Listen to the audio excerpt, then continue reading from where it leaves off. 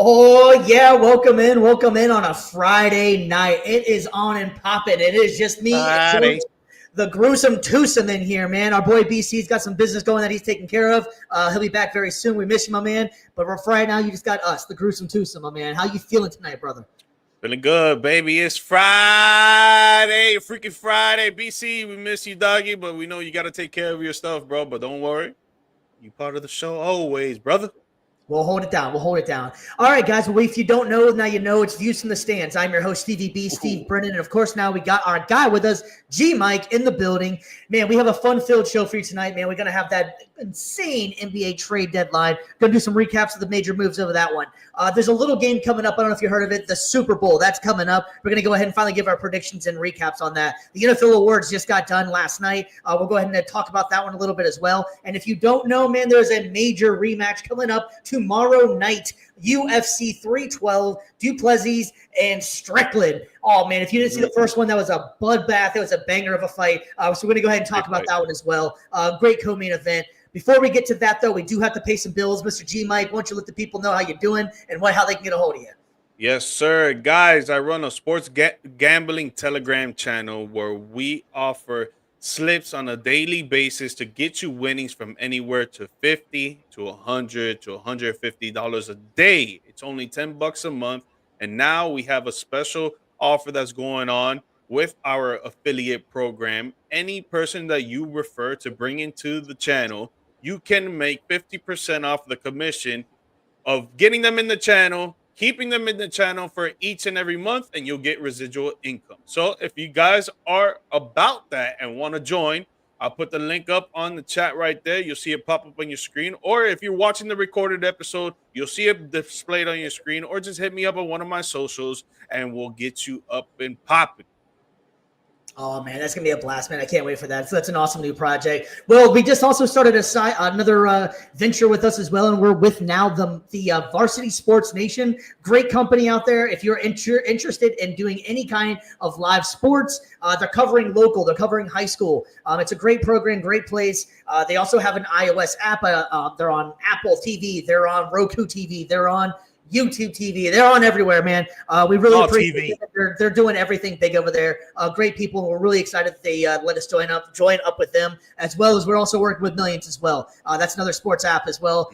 So you got a lot of places to find us out there besides the YouTube channel and all our socials as well. So please, to keep this going for us, please please subscribe. We really appreciate everything you're doing for us.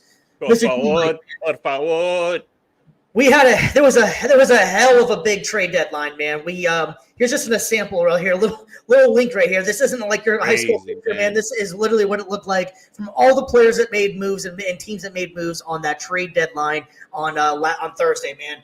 Whew, there was a lot, and if you haven't known, there was one major one that affected me pretty dear to my heart here. My Dallas Mavericks made a move here that shocked not only the NBA world, but the entire sports world. So if you haven't heard yet, and this will be the 900th time this has been talked about, my man. All right, so we are going to go ahead and break this one down first. So if you haven't heard, like I said, the Los Angeles Lakers and the Miami Hurricane. Wow, we're a little bit off. The Los Angeles Lakers. He's excited, folks. He's excited. Yeah, not really, but all right. So the Los Angeles Lakers and the Dallas Mavericks made a 3-team trade here. All right, so Luka Doncic, Maxi Kleber, and Markieff Morris go to the Los Angeles Lakers. You heard that right. Luka Doncic is now a Los Angeles Laker. In return, the Mavs will receive Anthony Davis, Max Christie, and a 2029 first-round pick. There's always got to be an extra team in these major deals. The Utah Jazz will get Jalen Hood, a 2025 second-round pick, a 2025 second-round pick as well from the Clippers. Man, what a trade this was. This rocked the world. G-Mike, man, I had a lot of feelings about this one. I'm going to go ahead and let you go first. No, you go first. You go first because we all want to hear. It's your team. We want to hear how you feel about this because there's a lot of angry Dallas Mavericks fans. So I want to know if you're angry or if you're excited about this. All right, well, we'll keep it. We'll start off here. If you look down here at the hashtag I got going on here, if you're a true Mavs fan, you get it. It's MFFL. That's a Mavs fan for life, my man. And so I've been a Dallas Mavericks fan for almost 20 years, 25 years, somewhere in that area in there. Back when Sean Bradley was playing, I've been a Dallas Mavericks fan for a long time.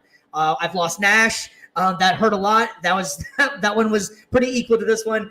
But we never really get a generational talent like Luka Doncic. So I'll start with saying that, yes, I'm absolutely crushed that we lost Luka Doncic. Luka was my guy. It was easy to go from Dirk to their next favorite player. I talked about Luka all the time. I got text messages as if I was Nico Harrison making the trade myself. People were checking in on me. I woke up in the morning like frantic, freaking out because it happened at like 2 in the morning East Coast time, literally losing my mind in this. And so yes, this really crushes a lot of Mavs fans. This really crushes myself personally because I love Luka. Having said that, though, I do think that Dallas is going to make it out of this trade all right. Now, having said that as well, I think that Dallas should have got a hell of a lot more back for the trade. You don't just get Anthony Davis, who only has about 3 to 4 maybe years left because of how injury prone he is, 1 first-round pick and Max Christie. Max Christie's a nice player, but he's nothing that you're going to replace with a Luka Doncic. Considering you go back to the Miles Bridges trades, all these different trades that got 4 and 5 round draft picks, and we got 1 first-round draft pick in 4 years and only talked to 1 team. That's where the problem comes in for myself, is that there wasn't an option for any other team to make a better offer and get more in return. Now, for Dallas, their side, I kind of get what happened here because Dallas has had Luka Doncic for almost 6 to 7 years now. Luka Doncic was coming up on that humongous $345 to $350 million contract, which is about $70 million a year. I don't know if they were actually going to be able to afford to pay him that. And if he does not stay healthy or lose weight or lose the conditioning, then what's the point of paying this guy that amount of money? Thank you guys for checking in. I love you guys. Thank you, Katie. Thank you, Patty, for checking in. Having said all that, so we got that. And Luka has been slightly immature when it comes to actually big games, man. We had them in the finals. I want to say it was game 4. Dallas still had a chance to win it. Luka's too busy trotting up the field and trotting up the court and yelling at the referees about calls that he think he should have got. That NBA Finals, I think, was the last straw for the Dallas Mavericks. Yes, he took them single-handedly on his back and brought them to the NBA Finals. But in that same time, he also showed the lack of maturity and the lack of conditioning in there. He was out by the 3rd or 4th quarter, if not already in foul trouble. He has 0 defense. Anthony Davis comes in. Anthony Davis can give you points and give you rebounds, give you everything that Luka can do without all the finesse and without, Luka has better offense. Shaw as well. But Dallas is going to turn around and be a defensive team. Dallas, it reminds me of a little bit what Orlando was doing. Orlando's kind of had a little bit of a fall off the last few month or so, just a lot of injuries. But it reminds me of what Orlando is doing is the fact of you have to score on them, and who are you going to score on this team? Even Kyrie, for everything that Kyrie has, Kyrie can play pretty decent defense for a point guard as well at his age. So you got Anthony Davis, Daniel Gafford, Luka. Luke Longley. I was show my age on that one. No, Derek Lively. So I think Dallas is going to be okay. Now the problem's going to be, in a couple of years from now, that they're going to need to figure out where to get scoring from and to how to replace this, because Anthony Davis isn't a spring chicken anymore. Like I was saying, he has maybe 3 to 4 years left in him. But as a basketball standpoint, I think Dallas is going to be perfectly fine and might make a actual deep run in the playoffs because of the trade here. Luka hasn't really played this year, and it's got them in a little bit of a hole. It's going to be interesting to see what they do. But Anthony Davis is supposed to make his debut for the Mavs on Saturday, I believe, against the Rockets. So I will pass it off to you, my man. I want to say I think that Dallas is going to be okay. I'm still repping my boys. Let's go, Mavs. You guys are going to be okay. You guys are okay. It sucks that you guys gave up Luka, because that's a generational talent, and that's a talent that you want for years and years to come, right? So for the long run, it is going to look bad for you guys, but you guys are in win now mode. You just left the NBA Finals. You played a top-tier team in the Boston Celtics where you guys barely had scoring. You had Kyrie, you had Luka.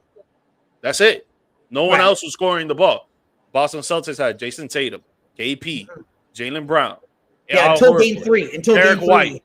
Game 3, I'll say that. They had at least 7 dudes that have arsenals out there that can put at least 10 or more points inside the rim, and the Dallas Mavericks did not have it, right? And you're in win now mode, so you need more defense. You bring in Anthony Davis, you ship out Luka. These guys are thinking about, okay, Anthony Davis can give us 25 points a game. He can give us 12 rebounds a game, and he could probably give us 2 blocks a game while still playing some very pressured defense in the interior and a little bit outside in the perimeter Yeah. He can shift very well. He's not Bam Adebayo, but he can shift very well, and he's more lengthy. And I feel like he's a little smarter than most centers in the league when it comes to defense. So that's why you bring him in, right? And Max Christie as well. He's been showing that in the Lakers, he can go out there and shoot at least 5 3-pointers and make 2, 3 of them. He could give you a good like 8 to 15 points per game, depending on how good his night has been. So it's another scorer for you guys as well. And then you guys bring in Caleb Martin from the Philadelphia Sixers, which is it's not a part of this trade, but you made another trade to bring in another. Right, we got rid of Quentin Grimes. I liked Quentin Grimes, but I could deal with Caitlin Lord, but I liked Quentin Grimes. It just adds more defense with Caleb Martin, which is what the Dallas Mavericks are looking for. They need defense to pair up with these guys that can score at will, Kyle Irving, Anthony Davis. And you saw it throughout the playoffs. They did work because of the offensive end, but there was no defensive end being played. You still have PJ Washington that he can play defense with the best of them as well. Yeah. And he's a good 3-point shooter too. And in the extent of Luka not playing, what was it? Like he wasn't playing for a month and a half? Yeah, since Christmas. Yeah, okay. So like a month and a half, he hasn't been playing. PJ Washington really stepped up to the plate. And he was putting in work on the offensive end and the defensive end. So I see why the Mavericks did the trade, but I'm with you. I'm in a disagreement. I wouldn't trade away a generational talent like that. I wouldn't have, and especially that he wanted to be there, that he didn't ask for a trade. He wanted to be with the Dallas Mavericks for the rest of the and the other problem with how Dallas did this is that it kind of almost they kind of did this dirty in a way. They kind of did it behind the scenes. They did it, behind in the dark, if you will. They knew. They legitimately didn't even tell anybody what was going on here. And so I feel like that, especially the NBA. The NBA is so player driven that's going to send ripples and a message through the rest of the league. There's already videos of like KD on the sideline. Everybody's like, Luka got traded. What? Like, you just don't see that ever happening in here. There's so many interesting videos of when they reacted. Actual NBA players like, what the hell just happened? There's no way that actually just happened right now. So I think that's going to be a problem. And if this trade doesn't work out, Nico's going to look really, really bad for Dallas. He knows that too. He said it. He knows it. He said it's either going to work out or it's not. I guess we'll see in the upcoming years. I mean, it's definitely not Mark Cuban's team anymore. He may quote unquote be running the team, but he's definitely not involved in stuff. I mean, hell, you go back to that quote that Mark Cuban's had that saying if it was a decision between trading Luka and getting a divorce, he said, I guess I'll go ahead and sign the divorce papers now. So Mark Cuban was not going to get rid of him. Mark Cuban was also very loyal. Wild thing to say, but whatever. Mark Cuban was also very loyal to his team and very loyal to his players. But not his wife. Man, I guess not, right? I guess not. But I mean, it's still just hard, a tough pill to swallow whenever and the other wild thing about this whole thing with Luka is that they drafted him with the 6th pick. Teams passed on him, and he felt just like right. Yeah. He fell back a little bit, but still, it felt like that was our guys, either Trae Young or Luka, and they're always going to be connected. And Luka was the right pick to pick Luka. I mean, Luka's just, I think, a better player than Trae Young is. But it just felt like, all right, this is our guy. We made the trade. They went for it. I can't believe we got him. It's a tough pill to swallow that Luka Doncic is not with the Mavs anymore. But it will be very interesting to see what the Lakers look like now. I think that's going to be some must-see television right there to see how this is going to work out with LeBron and Luka. LeBron has been secretly trying to get Luka he wanted to play with Luka for a long time. He's already made it very clear that Luka is pretty one of his favorite players in the league. He was asked, who's your favorite player to watch in the league? And he's like, Luka Doncic. Like, not even a question asked about it. And the wild thing about this trade as well, and we were talking about the compensation a little bit ago, is that the lack coming back to Dallas, Dalton Knecht just got traded as well from the Lakers. That was their scoring rookie. Like, why couldn't he be a part of this deal, at least for Luka? Like, I just don't get why they settled for what they settled for in this, and only getting 1 first-round draft pick. Not even 1 first-round pick in 3 seconds, something along those lines. But it was the addition of AD and Max Christie. What it really all I can think of is that Dallas, the front office, knew something that we don't. I don't know if Luka has issues outside. Whatever, can't speculate any of that. I think that they knew something that we didn't, and maybe that's why they pulled the trigger on this trade without telling anybody. But I still probably would not have done it. I would have maybe made it work. Nah. He's had a decent supporting cast. Kyrie is definitely the best player around him, but he hasn't his entire career. He hasn't had much. He had Jalen Brunson. Don't get me wrong, but Jalen Brunson was VP. He wasn't turning into Jalen Brunson until he was able to leave. You saw whenever he went that final, that playoff run when Luka got hurt. Ironically, Luka got hurt again. But Jalen Brunson was leading the team. And then that next year is whenever Jalen Brunson went to New York and is Jalen Brunson we know now. So it does suck. It does suck thinking. I saw a great picture the other day. It was Porzingis, Jalen Brunson, and Luka, and they were all at Mavs at one point in time together. And barely got the chance to play because Porzingis was hurt. And, the rest is history, obviously. You'd love to see them back together or whatever, but it is kind of ironic, man. But I don't know. Well, that is very much a TBD, man. Yeah, so with the Lakers, right? The Lakers set themselves up for the future. I mean, the Lakers have gone from Jerry West to Kareem to or whatever the order is. But Jerry West, Will Chamberlain, Kareem, Magic Johnson, Shaq and Kobe, LeBron, and now Luka Doncic. Yeah, it just seems the Lakers are always in the sweepstakes for a star-studded player, and now they get one in return, and it's probably gonna make LeBron sign an extension, really. Like, if you really think about it, he'll probably sign another extension to stay and play. It's kind of funny. All of a sudden, LeBron was also like, "Oh yeah, I plan on sticking around for another 2 years." Like, I wonder why you got one of the best players in the league. Like, oh man, what a surprise! A generational talent like this, and it's like, he liked Anthony Davis, and he's mentioned that's one of his best friends and all that. But he probably knows where Anthony Davis is at when it comes to injuries and all that. And he's older. Obviously, what? Luka's 26, 27. Luka's 25. Luka's 25. Okay. Anthony Davis is like 32, 33. 32, yeah. So it's like the age gap there, like you're bringing in a generational talent. It's going to make LeBron want to stay. We'll see how it works out. I mean, Luka can score at will. He could grab rebounds. LeBron can do the same thing. He just dropped last night a 42-point triple-double. I mean, or a double-double. No, a 42-point double-double with 17 rebounds. Bro, at 40 years old, man, and you're playing with a generational talent like that, and Luka gets to learn under him. Right. It's like it's a LA's set up.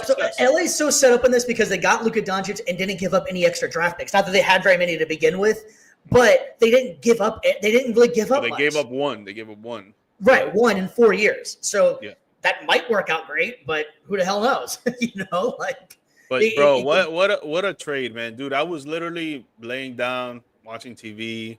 And I'm about to knock out, and I see this trade happen, bro. My heart starts beating fast. I'm up for the next 2 hours. I'm looking at Twitter, just reading all the tweets and looking at the trade details and all this and all that. And I'm just like, bro, man, what a insane trade, bro. Insane. And then we still have more trades to talk about, but bro, just like how you brought it up in the beginning, dude, this must have been the best NBA trade deadline in history. I tell you why they did this, why this happened. It's just a little conspiracy here. NFL took over Christmas Day. Okay, that was NBA's day. That was NBA day, and NFL took it over. So NFL's like, you know what? Or NBA's like, you know what? I got you. Super Bowl week. Nobody was talking about the Super Bowl for 2-3 days at least, and it's coming up. It don't matter. They're going to talk about it. They're going to talk about it tomorrow. They're going to talk about it Sunday, and they're going to talk about it for the rest of the week. It don't matter. NFL is king. Super Bowl usually get all week. It's all NFL. Yeah. That Thursday, any talking head show. There was no Super Bowl. It was all Luka and this trade and just different moves. Trade deadline and everything coming. So I think the NBA was like, all right, we're coming back at you. Whatever, man. Hey, it's us. It's great for the fans, but at the end of the day, NFL is king, bro. NFL. Yeah. I'm not saying it's gonna move the needle. NBA is the prince. I thought that was kind of funny that all of a sudden NBA is like, okay, during your big time, we'll try and take over a little bit too. But NBA definitely won the week so far. Yeah, for sure. All right. Let's do this second trade here, man, that happened that day. And that was another trade that was pretty damn good as well, bro. Yeah, it definitely was. The Spurs and the Kings made a great trade, while the Bulls were a third team that actually came about in this trade. So the Spurs received De'Aaron Fox. Oh, yeah, De'Aaron Fox and Jordan McLaughlin. The Kings received, I think the Kings won in this trade, but we'll talk about that right now. Okay. Zach LaVine, Sidney Sissoko. Hopefully I said that right. Oh, everybody knows Sid? Yeah, right. a 2025 first round draft pick, a 2027 first round draft pick, a 2031 first round draft pick, a 2025 second round draft pick, a 2028, and two 2028 second round picks. And then the Bulls receive Zach Collins, Kevin Herter, Trey Jones, and a 2025 first round pick via the Spurs. I think we both agree. Before we talk about the thoughts on this, if I was to read that in a nutshell and not tell you names, wouldn't that make sense for like the Luka trade? Wouldn't you think, oh, you're reading off the Luka LA trade, right? No, that's for De'Aaron Fox. Mm-hmm. Yeah. But the Bulls gave up 2 picks, and then the Spurs, and then the other 2 remaining picks are from the Hornets and Timberwolves. So that's from either the Bulls or the Spurs, whichever it comes there. But the Bulls gave up 2 picks. The Spurs gave up 1 pick, and then either team either gave up 2 picks or 1 pick each. But I think we both agree here that the Bulls lost this trade. Let's be real. The Bulls lost this trade here, right? Yeah. But yes, agreed. How do you feel? We'll talk about the Spurs first, and then we'll jump to the Kings. How do you feel about De'Aaron Fox teaming up with Wemby, learning behind CP3, and being with that young core in San Antonio? I'll be honest. I think the Spurs won the trade deadline. I think this is my favorite trade here of the whole day. De'Aaron Fox wanted to go there. He's been making it pretty public the last couple of weeks that he wanted to go there. Victor Wembanyama is proving to be the generational talent that they thought he was going to be, and he's only getting better. If he started to put on some weight, he's really started to catch the NBA skills. He's starting to catch the NBA body. I love that he's going to be the man for a long time to come. And like you were saying too, you still have CP3 there to keep all the young kids together, to mold the whole thing. And hopefully Greg Popovich is able to come back. But Spurs have great coaching. They've always had great coaching. And the Spurs, this reminds me of such as I was saying before we started, this reminds me of such a Spurs trade. It is the right move at the right time. They get the right guy that they want for him. And they didn't have to give up major pieces that are ready now. They gave up a lot of draft picks. That's without a doubt. But if you already have the core that you want right now, and as long as you can keep them healthy and keep them together, you're going to start winning championships. This reminds me of whenever they signed Tim Duncan, like they just know what they want. They know what they're doing. They find the right guys, and De'Aaron Fox and Wemby I think are going to fit in absolutely perfect. De'Aaron Fox is one of the fastest players in the league. He's a scorer, very underrated. And it's unfortunate. I only know one actual Kings fan, and he loved De'Aaron Fox. So I'm sorry, Kevin. Sorry to see him go out there for you, buddy. But having said that, though, a lot of people don't get a chance to really see the Kings or De'Aaron Fox play because they're on late night or they're just not a big maker market team. I think the Spurs, you'll actually see how good De'Aaron Fox is now because the Wemby is becoming one of the faces of the leagues right now, and so they're going to be on TV a lot more. And I think this chemistry is going to work out. I love Castleton on that team as well. I think the Spurs made the absolutely perfect move, and they gave up a lot, yes, in draft picks, but not draft picks don't always point out and don't always work. Yeah, no, true. I think it's a great trade for the Spurs for sure. You're getting a point guard that is fast. He can shoot the 3 ball. He could score at will. He facilitates with the best of them, and he plays amazing defense. In his first game, he scored with the Spurs. He scored 24 points, and he had three steals with 11 assists. So you can already tell that he's hitting the ground running. He's a willing passer. He's not a ball dominant guard. He's an actual true point guard. He can do it all. Yeah. And then pairing him up with Wemby, who's going to be a generational talent that he's already showing it as well. First-time All-Star this year. Both Congrats young. to him. Learning under CP3 is another thing. He's going to get so many little gems from CP3 that is going to just improve his game substantially. Mm-hmm. And so I like it for the Spurs for sure. I think it's gonna be good for them. I think that they're probably 11 seed or 12 seed in the West right now. I think that with adding De'Aaron Fox, they can sneak into the play-in tournament and actually get into the playoffs and maybe as the 8th or the 7th seed. So, and then just for the years to come, is going to be good for them. I think they're going to get a lot of chemistry together and they're going to hit the ground running with this young core, bro. Yeah, I like it too because they're young too, and that's what the good thing is that you got 2 generational. I don't want to go this far saying De'Aaron Fox is generational, but he's a damn good player. Mm-hmm.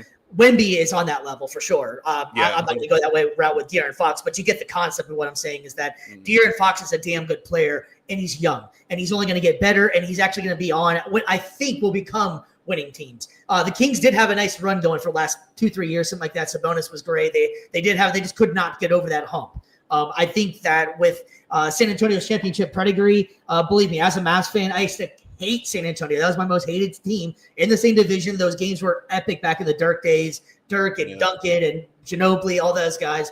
They're kind of starting to feel like they're rebuilding that again. And they just seem to always land a great foreign player. They got great scouts. San Antonio knows what they're doing. And is it possible for two teams to win in a trade? Because I think you're right as well. Definitely. The Kings did pretty well in the trade as well, getting all those draft picks. And if they use them right, or you can save them and maybe next year see who's available because you have assets to be able to trade. And that's the nice thing about picks is that people always want picks. You can throw 2-3 first rounders together and, hey, we want to win now mode, so that's what we can do. So I think getting all those picks, here go Oklahoma City, and look what Oklahoma City's done. You kind of fall off for a little bit, and if you make the right picks, it's good. It doesn't always pan out. Some people just aren't good GMs. Philadelphia went through that whole trust the process, and it still hasn't brought them a championship. And all those years kind of feel like for nothing, really. They made it to the second round. Pretty much that's about it, really. So I think that if they got the right GM in there, that this could work out great for the Kings as well. Yeah, no, I like the fact that they're bringing in Zach LaVine, and he's another scoring guard just like De'Aaron Fox. Yes, he's not as fast, and he has a better three-point shot than De'Aaron Fox, and he's not as great on defense than Fox is, but he's played with DeMar DeRozan. They know how to play together. They click together, and they made a sort of a little run with the Bulls and trying to get into the playoffs and the playoff play-in and all that. They know how to play together, which is the number one big thing. It sounds like they're gonna try and put Malik Monk at the 1, have have Zach LaVine at the 2, and DeMar DeRozan at the 3. So there's 3 guards right there. Obviously, with Fox too, there were 3 guards that can score. So you're getting LaVine that can replace that a little bit and have a better 3-point shot with 6 picks for your future, which is the Kings what they're looking for. Even though they still didn't shift their team around that much, and they have another trade that they made for Jonas Valanciunas of the Washington Wizards, that he's played with Sabonis on their international team. And you could put Sabonis at the 4, Valanciunas at the 5, right? You could have that starting lineup. You have 2 twin towers and 3 guards that can score.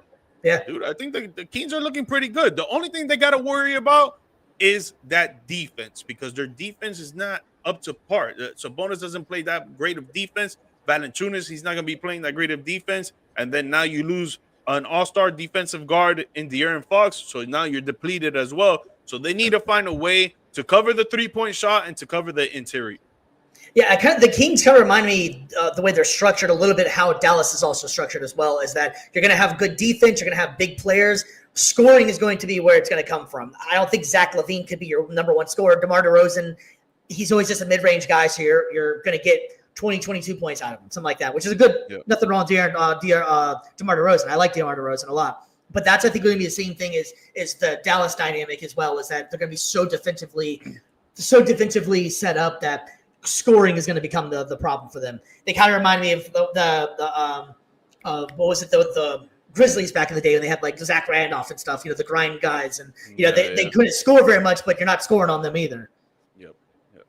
But I mean, defense wins championships, bro. But in today's age, obviously, you need to try to be putting up 130 points, bro, because these teams out here are just shooting so many threes. There's like 40 to 50 threes shot a game now, and it's easily. Dude, man, like if you're not able to at least match the scoring and play great defense, it's going to be hard for any team to get to the NBA Finals. That's why the Boston Celtics got there, and that's why the Dallas Mavericks got there, because it wasn't because of the defense, but it was because they were putting up 150 points. Yeah, I think Boston was averaging at least probably 53s a game or so, something along those lines. Yeah, bro.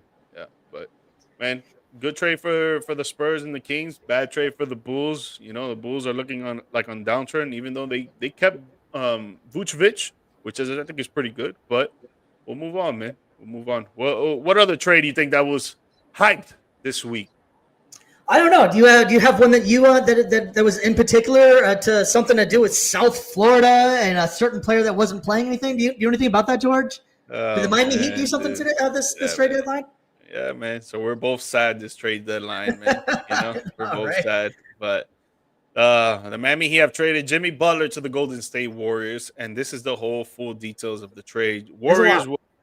Warriors will receive, it's a 5-team trade, by the way. Warriors will receive Jimmy Butler, 2 second-round picks, and cash from the Miami Heat. The Heat will receive Andrew Wiggins, Kyle Anderson, Davon Mitchell from the Raptors, the Toronto Raptors, a 2025 protected first-round pick. Jazz will receive Josh Richardson, KJ Martin, a 2028 second round pick, a 2031 second round pick, and cash.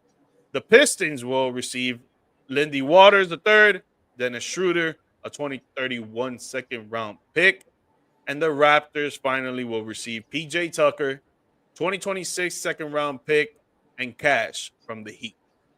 Wow, what a mouthful right there. But the overall main course of this trade is Jimmy Butler going to the Heat and the Heat receiving Andrew Wiggins, Kyle Anderson, and Davon Mitchell in return. And honestly, I'm not gonna let you go first. I'm gonna go first. Oh, I hope you do. I hope you do. Dude, it sucks to see Jimmy you go, could bring man. the heat. Yeah, Yeah, it sucks to see Jimmy. It sucks to see Jimmy go, man. He's giving us a lot these last 6 years. 2 NBA Finals, 4 Eastern Conference appearances. He won Eastern Conference Finals MVP in 2023. He was a 2-time All-Star with us, a 3-time All-NBA, a first All-Defense NBA. He scored most playoff points in history with us, with 56 points against the Milwaukee Bucks in that first round, where everyone thought that we were going to get ran through, like no Diddy, but ran through. And he just put on a great performance. He had that awesome performance against the Los Angeles Lakers in 2020 in the NBA bubble in the NBA Finals with a 45 triple-point triple-double. He did a lot for us, man. Heat fans, the organization, the front office. And it sucks to see him go, man, but he was not happy with us anymore. So, you got to ship him off. So where you got to ship him off to. And what we get in return, it's Andrew Wiggins, Kyle Anderson, and Davon Mitchell, right? I like Andrew Wiggins. He's definitely a top-tier defender, which obviously fits the Heat culture. He's a player that drops 17 points per game right now, so it could be definitely a good matchup with Bam Adebayo and Tyler Hero, where Tyler Hero is scoring 22 or 23 points per game, and Bam Adebayo is scoring 19 points per game. So that's another 17 points that can help out our offensive arsenal, which is great, and especially in the starting lineup. I like Kyle Anderson because he's a facilitating forward. He doesn't play awesome defense, but what he brings to the table is energy. If you've watched Kyle Anderson and how he's played with the Minnesota Timberwolves, the Golden State Warriors, and the other teams that he's played for, he brings the energy out there, and you could tell that he's giving 110% whenever he's on the court. Davon Mitchell is one of the guys that I like the most because he's another top-tier defender when it comes to the guard position. And this guy covers people, bro, like white on rice. This guy will not get away from people, and especially guarding the guard position when you're playing against top guards in the East like Donovan Mitchell, Jaylen Brown, Trae Young, and the list goes on and on. We need someone like that. And then we get a 2025 protected first-round pick, which it's this summer coming up, wherever the Warriors land. So hopefully the Warriors play like crap, so we can get like a top 20 pick. I don't want to see anything least negative happen to anybody, but I hope they don't do good. You know what I'm saying? So I think for the Heat, it was a good players that we got in return for Jimmy. Again, it sucks to see Jimmy go. Top 25 player in the NBA, in my opinion. When you lose a player like that, it does affect the team, but he didn't want to be there. So the pieces that we got in return, bro, I like them a lot, and I think it's going to help us to try to maintain this 4th to 5th to 6th seed in the playoffs. And, hopefully we do work in the playoffs. Yeah, it's that whole saga, man. I'm glad to see it done with. I'm sure everybody else is as well. You brought it up before. You don't think Pat Riley's going to be around to be the president of the Heat for very much longer. Do you think this changes your mind on anything? What's your stance on this? Did he do the right thing? What's your thoughts on this as a Miami Heat fan? Did it work out in your guys' favor or what?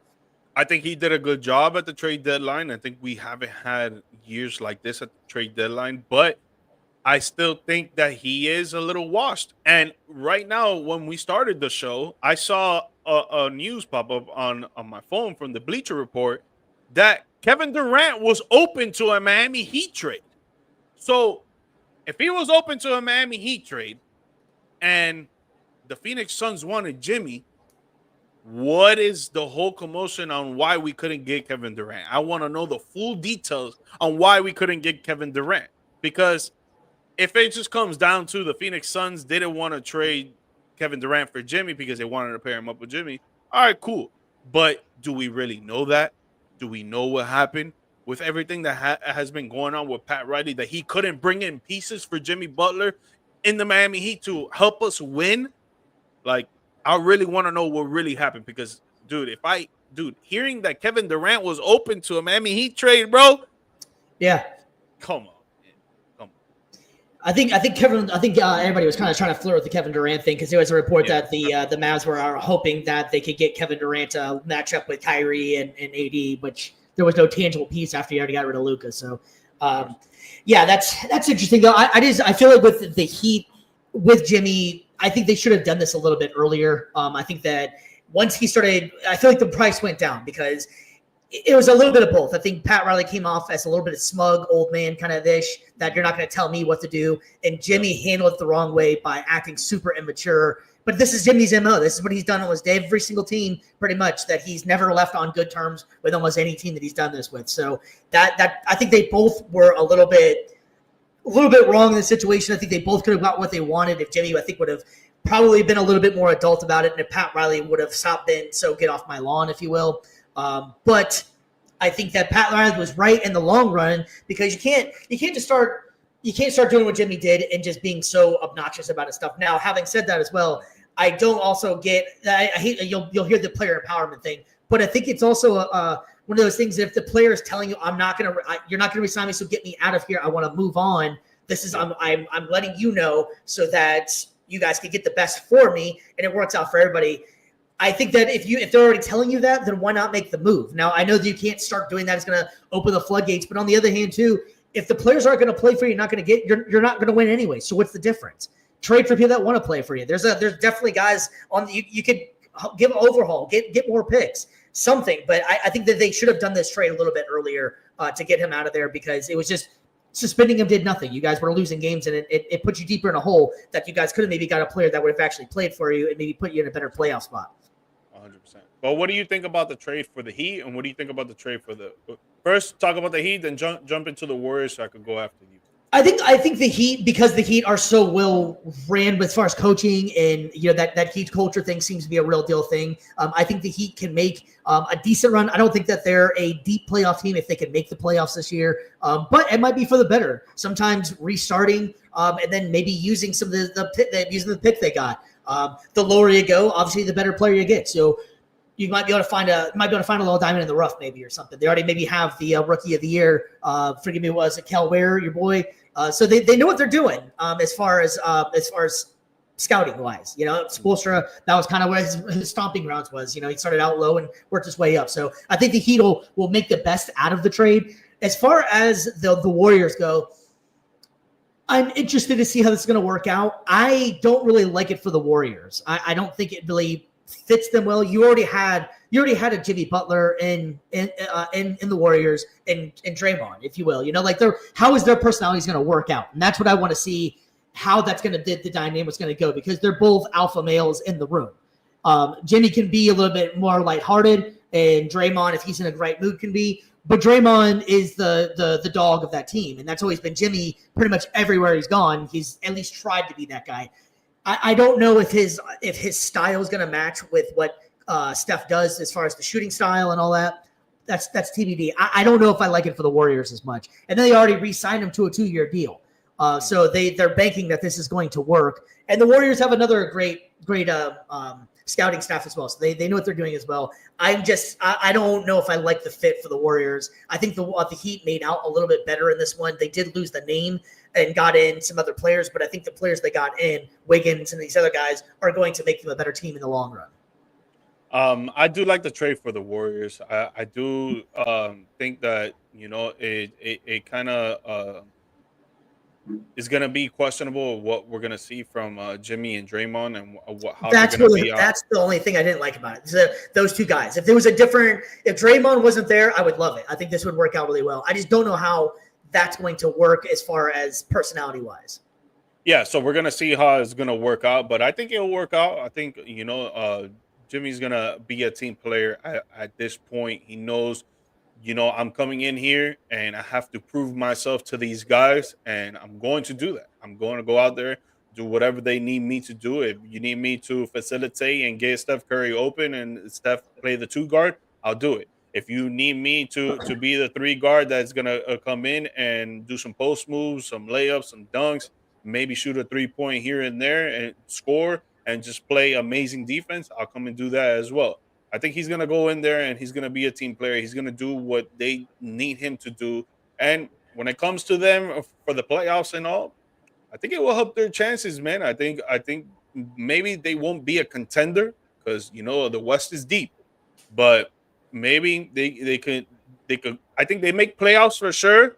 Maybe they could make the second round, and I think that's where their season will end. Yeah, it's gonna be kind of fun to watch. It's interesting because you have Jimmy and Luka.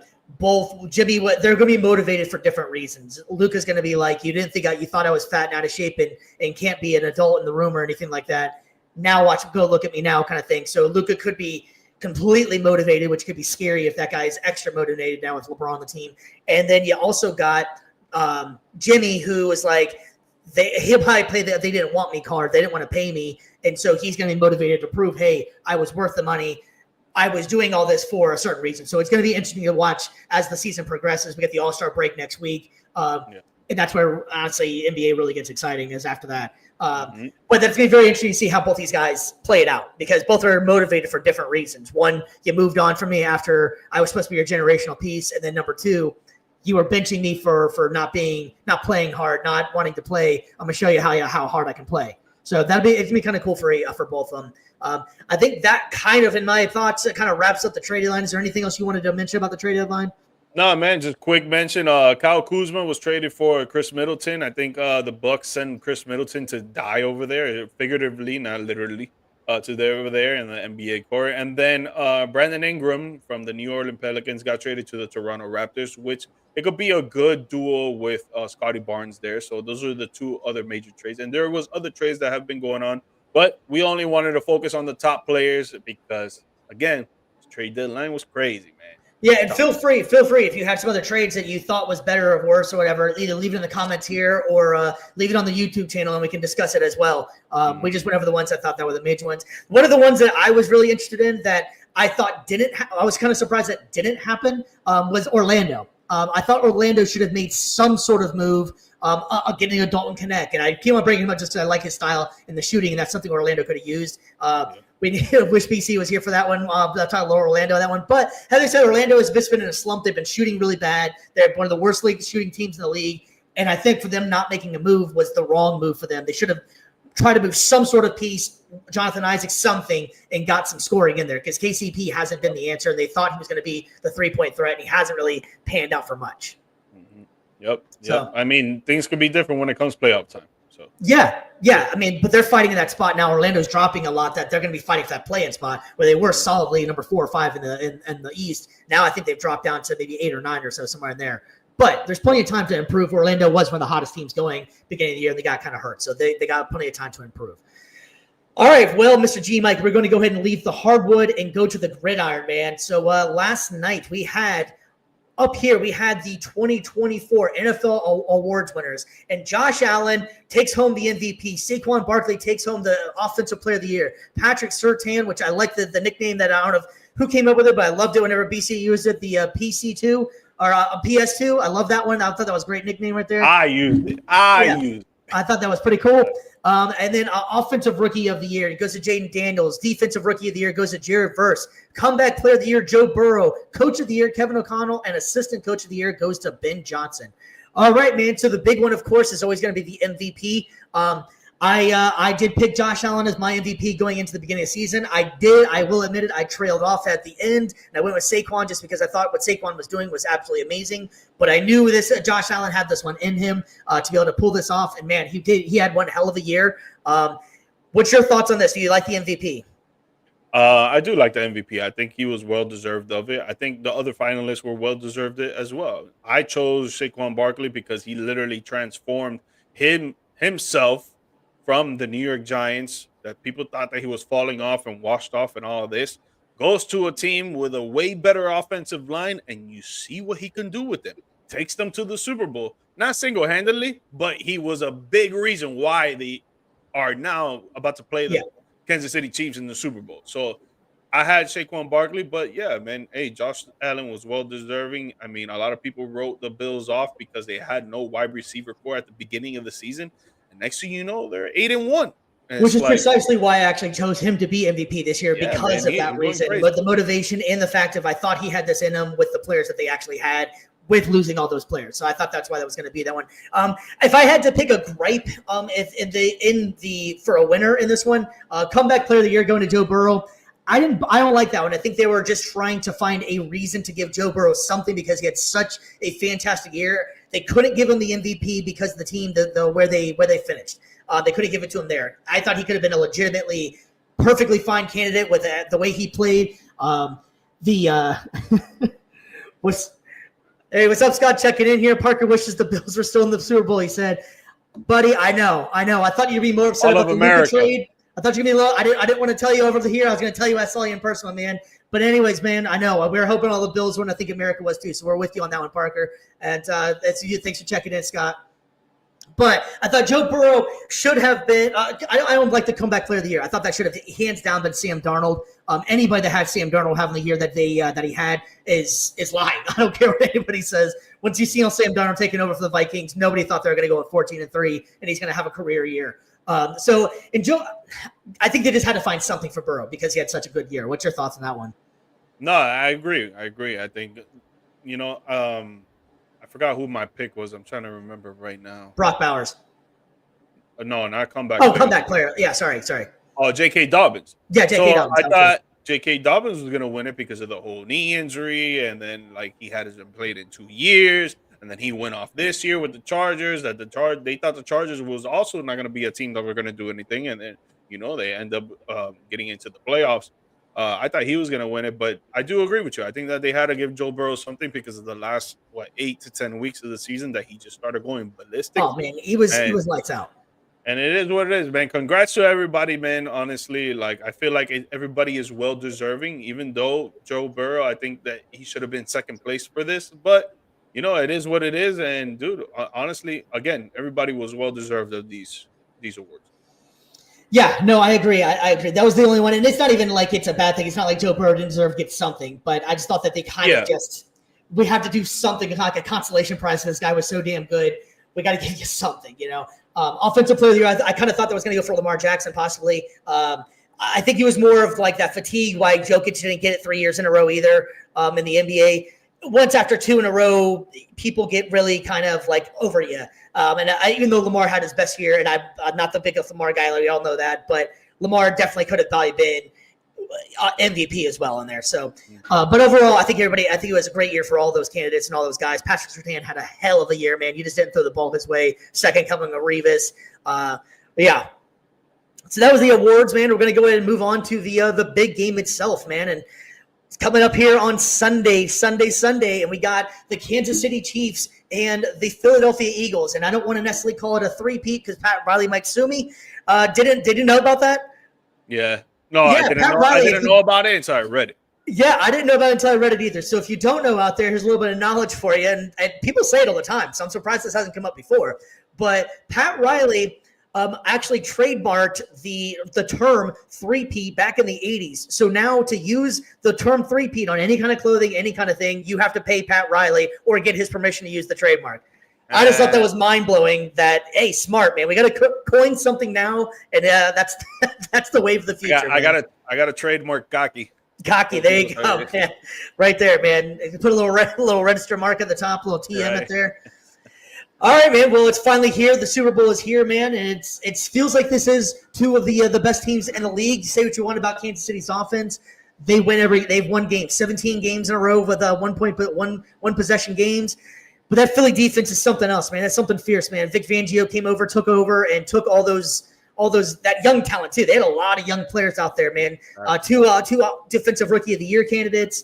You got Jalen Carter coming to his own. Looks like a wrecking machine out there, man.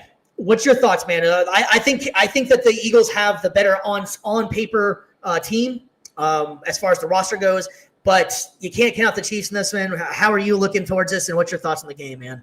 No, you definitely can't count the Chiefs out. You can never count the Chiefs out. When they have a Hall of Fame coach like that and a Hall of Fame quarterback like that and a Hall of Fame tight end like that, and they have some great running backs, two pair of great running backs. They got three receivers that are pretty damn good and an amazing defense. But I do believe that the Eagles have a better team on paper, 100%. Their defense is better, in my opinion, and especially the rush defense is better. The rush offense is way better, for sure. I just think that, I still think that Jalen Hurts is the greatest game managing quarterback there is, even though he be putting up numbers, man. I can't be lying. He be putting up numbers. And he knows how to win too. He knows how to win. And that's what you want. You want a winning quarterback. You don't want a quarterback that's going to do too much. You don't want a quarterback that's going to go out there and cause so many turnovers. And Jalen Hurts doesn't really do that. But yeah, man, if we're going to be talking about who we're going to be picking, man, I'm going to go the Chiefs.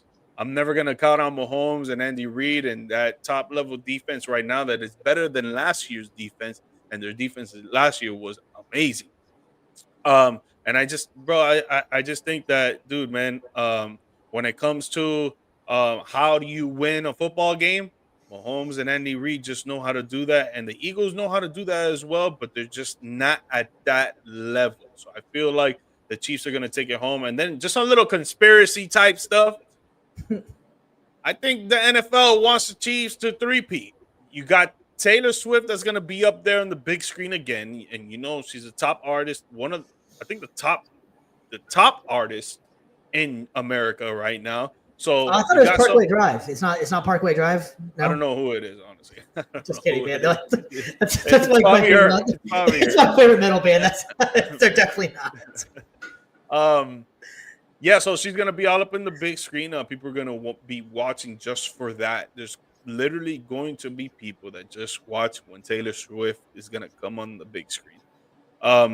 There's never been a three-peat in the NFL. No. All history. So I feel like the conspiracy is going to be played a little bit here, and the referees are going to give one or two calls to the Chiefs, even though you also forgot. If you look at the outline, it's already red, but just for the Chiefs. So I mean, let's get conspiracy on them, man. Right. Let's just go full throttle here. Let's go. Even though Roger Goodell, Travis Kelce, and a bunch of other people have been asked about the referees and all this, and they all think it's crazy. They all think it's delusional thinking and all that, but we fans know what's going on, man. The analysts know what's going on, man. We see that some of these referees be giving these ticky-tack calls for the Chiefs.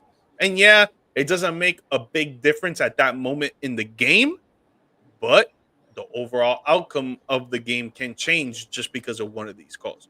So, again, I think that the Chiefs just are going to find a way to win. I think it's going to be a good game. I think it's going to be back and forth. At the end of it, the Chiefs are going to find a way to either get a field goal for the win, get a touchdown for the win, and they're going to make history and be the first team to get three-peat. So I'm going to go with actually Philadelphia in this one. This time, this is the second time they've played in 3 years, I believe it is, maybe 4, whatever, 3 or 4 years. Anyways, the teams are a little bit different now, and I think that Philadelphia is going to bring the defense there. They're only allowing 18.3 points per game, and while they're also scoring 35. So that's a hell of a margin to be able to have, keeping your defense, you're keeping your opponent from scoring a lot of points. So I think that's going to be the biggest determining factor in this one. Mahomes, as great as he is, you saw it in the Tampa Bay one. Now, granted, the Tampa Bay Super Bowl, they pressured the hell out of him, and he made some mental mistakes in there. And he couldn't make that magic that he normally does. And the Eagles have the power to be able to do that as well. Now, granted, in that Super Bowl, the offensive line for the Chiefs was a little bit banged up. But I think this defense is better than that Tampa Bay defense was, and I think they're going to pressure the hell out of him and make him make some mistakes. And he doesn't have as well as a wide receiver core as he had at that point. So I think finally This is one of the time that they actually go down. I'm going for the Eagles in this one. I think I hate it because America's on there, and it sucks too because everybody loves to see the Giants fall down. Kansas City, for all intents and purposes, they found ways to win. Granted, you can go to the referees whenever you want, but most of those plays still are with time left on the clock. So there's been very few plays where it's very last play of the game, and that's the determining factor. Most of the plays that people are talking about, there was still 8 to 10 minutes left on the clock. Kansas City just finds ways to win. So you can't always just go back to the refs in the situation on this one. Yes, they do seem to get a lot of calls. Same thing happened with the Brady era with getting calls. But most of the time, there's still plenty of time left on there. So you can't always just go back to that. Mahomes and Andy Reid are just great players, or a head coach and player that understand how to win. Patrick Mahomes does whatever it takes to win. Like him, love him or hate him, he hasn't really been that. He's been perfectly fine off the field. There's not very many issues with anything else, but he's starting to also go from the guy everybody loved down to now you want to see him fall. I am on the same boat. I'm ready for the Chiefs to be dethroned, but I'm also not as mad as everybody else is going to be if they win again. It is kind of neat to see. It's never happened before, so at least you can say, hey, yeah, whenever in 2025 I got to watch the game that the actual three-peat happened. The 72 Dolphins are still living in. We're the only undefeated team, and that's cool. This would be the only three-peat. 20 years from now, you can still say that you were there alive and watched it whenever it happened. There's a three-peat, and Travis Kelce said he's coming back. Andy Reid has already said he's coming back. They could go for a fourth-peat. Who the hell knows? Whatever the hell that number is, maybe we should trademark that now so we can make money like Riley. But speaking of the Super Bowl, one more thing I wanted to ask you about, and we did have the slight conversation about this one. The Super Bowl has the commercials. The Super Bowl has the halftime show as well. If you don't know, Kendrick Lamar is going to be the halftime show. What's your thoughts on this one? Are you in or against? What's your thoughts on Kendrick Lamar being for the halftime Super Bowl show? I'm not against Kendrick Lamar being the halftime Super Bowl show. He's a great artist, and he's been having a great past, year and a half now, with this whole Drake beef and all this stuff. He's been dropping good songs, and then the last album that he dropped was phenomenal. I thought it was pretty great. I just think that we're in New Orleans. We have one of literally what people have called him the best rapper alive in Lil Wayne, that he's giving us so many hits, radio hits, underground hits, mixtapes, albums, singles, you name it. He's giving us a lot of stuff, but I feel like the reason they didn't go, two reasons they didn't go the Lil Wayne route for New Orleans. One is because he has beef with Jay-Z, and Jay-Z has he's basically an employee for the NFL when it comes he's in charge of the entertainment. Exactly. He's in charge of the entertainment. So he's an employee for the NFL, and he does that. The second thing is that Lil Wayne is not that good of a performer. I've seen him twice. I've heard other people tell me the same thing. He's a great rapper, makes amazing music, but his performance skills are not up to par. I won't say that they're better than Kendrick because I've only seen Kendrick once when he came on the Super Bowl when it was the Rams against the Bengals, and then a few other times on clips on Twitter where he comes up on his concerts and stuff like that. I've never seen him in person, so I can't say if he's a good performer or not. But those are two reasons I think that Lil Wayne wasn't in. Again, I'm not against Kendrick Lamar, but in my opinion, I think we should have gone with Lil Wayne. Yeah, and I'm going to kind of piggyback off of what you're saying. I personally don't like Kendrick Lamar as the halftime show. I think that was the wrong decision. The NFL has been trying to do the thing where they represent the city of the town that they're in. It's, and New Orleans has so much rich music history. You could go from the jazz aspect and do some cool jazz thing with their playing hits. You could do Lil Wayne. There's hundreds of artists that you easily could have chosen over Kendrick Lamar to represent New Orleans in the Super Bowl. I think they should have went that route. I thought that would have been a better idea. Having said that as well, I think we were talking about it before the show started, before the cameras went on and everything. I think a lot of people are going to walk away saying, what the hell did I just watch when it comes to Kendrick Lamar? Because Kendrick Lamar, talented as all hell. You can put him on a top 10 list, arguably somewhere in there. But I don't feel like enough people are going to get what's going on there because his songs are popular if you listen to hip hop. If you don't, you're not going to go, what the hell's going on? He does the whole voice dialect thing where he changes his voice and it's him talking to himself sometimes. And if you don't know any of the stuff going on, you're going to be like, what the hell is this? Hip hop party, either you love it or you hate it. I don't think that this was the right guy for it. Now, granted, Lil Wayne would have been the obvious choice. You could have done it. You could have even done a Cash Money Records, Master P, No Limit thing, bring it back to like the 90s for New Orleans hip hop that put it on the map. You could have done that if you wanted to. But I think with Lil Wayne, the other issue would be lyrical content is so dirty that it would be censored as hell. You know what I mean? Especially at the Super Bowl. Ever since the Judith Jackson thing, they try to censor so much of it out because it's millions and millions of people watching around the world. So I don't know if he would obviously talented enough to be able to rewrite the rhyme. It's just, I don't know if that would work out very well. I would have went a different route, and it's not because what everybody thinks, because I'm dying for Metallica or a rock and roll band to get back up there. It's not that. I just don't think that Kendrick Lamar has the cachet and the hits enough that's going to resonate with everybody in the audience. I think a lot of people are going to walk away going, I don't even know what I just saw here. It's either going to be great or just go down as one of the worst ones, I think, because of Kendrick Lamar is such a unique artist. So I think that's where that's going to be a little bit different in there. But all right, so we're going to go ahead and move from there. So I'm taking the Eagles. G-Mike, you're taking the Chiefs, and we cannot wait for the Super Bowl. We're going to go ahead and move on, man, because tomorrow night we have a banger of a fight, man. We have the rematch of Duplessis and Strickland. And if you didn't get a chance to watch the first one, man, download ESPN Plus and where you watch the fight or whatever you got to do, bootleg it, whatever you got to do to watch this last one. And it was a split decision. And, man, these guys fought to the death of this one, man. It was ridiculous. Mr. Poole. My man is turning off the TG when Kendrick Lamar comes on, and that's probably because my man is one of the bigger Drake fans I've ever met here. So I think that's part of what it is there too. But I agree. I don't think this is going to resonate very well, and I don't think it's going to land for a lot of people in the audience. I just don't think it's going to work. I thought they could have chose a way better artist and a way more. Hell, I would have rather seen Drake up there, even though his songs, he has so many more hits. Like Drake would have been made better sense, even though Kendrick Lamar arguably had the bigger year with the bigger hit. But I totally agree with you, Mr. Poole. But Strickland Duplessis, man, Mr. Poole, you're my go-to UFC guy here, man. What's your thoughts on this one, brother? I know you're watching it, and you're going to be watching this one tomorrow night. I think the belt stays with Duplessis in this one. I think that kickboxers are dominating. It's either wrestling or kickboxers that are dominating the UFC right now. G-Mike, I know you're excited, man. What's your thoughts on this one? No, I'm with you. I think he's the up and coming right now. I think that his fight style is more elusive than Strickland, which I like a lot. I think he's gonna be able to outfight him. He's be quicker than him, be a little more elusive. And I think Strickland's time is already done. He had a good stand for the last few years now, but I don't think he's going to continue as well. And in my opinion, I don't really think that this rematch should have happened, but they're giving Strickland the opportunity here to try to regain the belt back after his last few years. But yeah, I got Duplessis on this one for sure. Yeah, just a little fun-filled fact here, man. 41% of Duplessis' wins come by KO, 38% for Strickland, 50% of submission for Duplessis, and 14% for Strickland. 9% by decision, 48% for Strickland, which is kind of interesting. And so you got the best of both worlds in here. One's definitely my man go DDP by submission, man.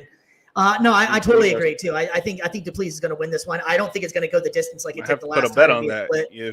I think it's going to be over. Probably I'm going to go call maybe third round. Strickland's still got a little bit of left in him, but I'm going to go third round for Duplessis. Yep. It's going to be a good fight though. I think it's going to be a good fight. What round would you say ends?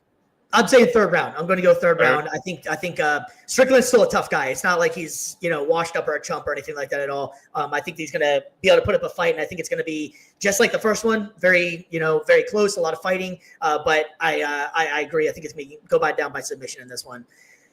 I would say the fourth round too. I would say just because of exactly what you said, that I don't think Strickland's going to go down so easy. So I got to end the fourth. Yeah, I agree. And there's also another banger of a fight as well, man. At the co-main event, we got Wei Ling versus Suarez in here, man. And let me tell you, man, Wei Ling's a bad chick, dude. She is the real deal. I think that the young chick, she's 11-0 right now, so she's up and coming. But Wei Ling's been dominant for quite a while, and I think she's going to end up winning this fight and retaining that belt. G-Mike, you got any thoughts on this one? No, same, bro. She's super fierce. The up and comer, she's pretty good as well. But I got to stick with the roots. I got to stick with the champ. I got to see what she can prove against a top fighter like this in her weight class. No, I agree. I agree as well. So I think the belts are staying on with the champs that they are already with right now. All right, well, we got one more thing I wanted to go over with you real quick before we get off real quick, and this will take a couple seconds here. But we also wanted to give a quick shout out to the 2024. We got one more. James is checking in one more time on that one. We got Swallow by KO. All right, I like it, my man. Well, you got to come on the show and talk some UFC with us, James. Yes, sir. All right, so the 2025 Hall of Fame class was just announced. You got Eric Allen, you got Jared Allen, Antonio Gates, and Sterling Shepard. So all guys played hell of a career. They all deserve to get in this spot. There was two people that I wanted to talk about real quick that I thought was interesting. And number one being this was Eli Manning's first year. And apparently behind the scenes that this was a big deal. They were trying to figure out, is Eli Manning going to be a first ballot Hall of Famer, or is he actually just going to take some time to get in? I would have put him in just because of the rings as a first rounder, but I understand why not. He also had some really lousy up and down years, but I think overall the streak of playing starting games, the 2 rings, clutch situations, Super Bowl or not? We'll play great in the Super Bowl, but playoff time, Eli Manning when the game mattered actually played really well. G Mike, what's your thoughts on that one, man? Eli Manning was the talk afterwards that he did not make it. Do you think that's the right decision? I wouldn't say it's the right decision. I just think that Eli Manning shouldn't let that bother him, bro. Because at the end of the day, yeah, you want to be the first ballot Hall of Famer. Obviously, you want to get in there right when your name is called and you want to get inside. But, dude, it doesn't matter, man. As long as you get in, and he's going to get in, bro. He showed he could be a top quarterback in the playoffs, in the Super Bowl. In the regular season, yeah, his stats weren't up to par. He didn't get so many wins, but he got enough to get into the playoffs, to do his job, and bring championships to his organization. So, again, I don't think Eli should be worrying about this because he's going to get in eventually. Yeah, and then the other one that I'm not going to say I had an issue with by any stretch of them getting in, but it was who they got in over, and that's what kind of bothered me was wide receiver over here, Sterling Sharp. Sterling Sharp definitely deserved to get in, but my guy Reggie Wayne, he's been on the ballot for 6 straight years and has not made it in. And if you compare the stats, Reggie Wayne has better stats. And I'm not sure why Reggie Wayne still hasn't been able to get in if you're going to let Sterling Sharp in here. And Reggie Wayne has a ring. He has more Pro Bowls. He has a championship. He has same amount of all pros. He has longer career, more games played, longer average, and more touchdowns, and well as receiving yards. So I don't understand picking him over Reggie Wayne. That one kind of bothered me in there, but definitely deserving, and Reggie Wayne will get in there. So just hold tight on that one. But I thought that was kind of I don't understand how he was getting it. Hey, he was Colts guy too. So yeah, I didn't understand that one. So I kind of want to, if I can, any kind of say so in any kind of little media thing, get Reggie Wayne to the damn Hall of Fame, man. Stop playing around. This guy's been on there for 6 years. He deserves it, 100%. 100% he deserves it. All right, my man. Well, I think that is going to wrap it up for Views from the Stands on a Friday night. We thoroughly enjoy everybody checking in, everybody having a good time on a Friday and watching the show with us. We're going to be back next week. We're going to obviously have Super Bowl reactions. We got NBA All-Star Game. We'll try to figure out what the hell's actually happening with the All-Star Game, if anybody actually understands it. All the snubs and what we can do to improve it, probably more than anything. But for Mr. G Mike, I am Stevie B. We're Views from the Stands. G Mike, got anything else for the people? Yes, sir. Guys, please do not forget to like, subscribe, and leave some comments. Help us out, support. Give us a little subscribe. Just leave it there. Put it in the YouTube channel. Boom. Whatever. Have it there on the side. You know, if you want to come on the show as well, you know, we got James over here talking about UFC. Maybe we'll bring him on to talk about more UFC. But if not, if you guys just want to write in the comments, come and make fun of us. Come and talk to us. Tell us that we don't know what the hell we're talking about. Come and show some love and support, man. We would really appreciate it. 100%. Last I checked, we're at 96 subscribers, man. We're trying to get to that magical 100. Be really nice to be able to get there. We've been working on it for a little while here. So we really appreciate everything you guys are out there. Check out the YouTube page, Varsity Sports Nation.